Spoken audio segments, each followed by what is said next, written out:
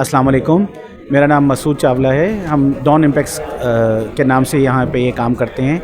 Pharmaceutical industry को raw material supply करने की हमारी ज़िम्मेदारी है। अनफॉर्चुनेटली पाकिस्तान में बहुत कम रॉ मटेरियल हैं या पैकिंग मटेरियल जो बनते हैं, मैन्युफैक्चरर होते हैं, और 95% के करीब जो पाकिस्तान की फार्मास्यूटिकल इंडस्ट्री है वो इम्पोर्ट बेस है। तो हमारा इसमें जो टारगेट है होना चाहिए, या जो मेरी अरबाब इख्तियार से जो रिक्वेस्ट है वो यही है कि कुछ ऐसे हालात पैदा किए जाएं कि इंडस्ट्री लगे यहाँ पे। और क्योंकि फार्मास्यूटिकल ऐसी चीज़ है जो हर शख्स की ज़रूरत है, जो पैदा होने से पहले से लेके और मरने तक की ज़रूरत है इंसान की, कि उसकी एक बेहतर सेहत पर काम किया जाए। तो अगर ये रॉ मटेरियल पाकिस्तान में बनेंगे और उन रॉ मटेरियल के बाद जो मेडिसिन पाकिस्तान में बनेगी, यकीनन उसकी कीमत बहुत कम होगी और वो हर एक की दस्तरस में भी होगी।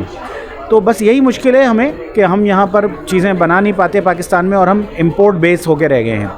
तो अगर ऐसा होता है तो इंशाल्लाह जो पाकिस्तान की इंडस्ट्री है वो भी ग्रोथ करेगी और जो लोगों की सेहत है वो भी बेहतर होगी।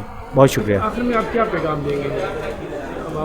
मेरा पैगाम यही है कि ज़्यादा से ज़्यादा लोग आगाही हासिल करें अपनी सेहत के बारे में बीमार होने से पहले, क्योंकि बीमार होने के बाद फिर वो इस डॉक्टरों के रहमो करम पर होते हैं।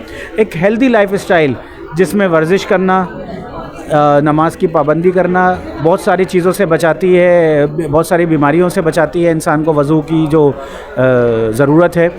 और इसके अलावा वक्त पर सोना, वक्त पर जागना, अपनी सेहत का ख्याल रखना। ख़ास तौर पर पहले कहते थे 50 के बाद, फिर हुआ 40 के बाद, अब 30 के बाद जो है ना, जो इतना हमारे यहाँ बीमारियों का लेवल है कि 30 साल की उम्र के बाद जो है वो इंसान मेडिसिन पे आ जाता है।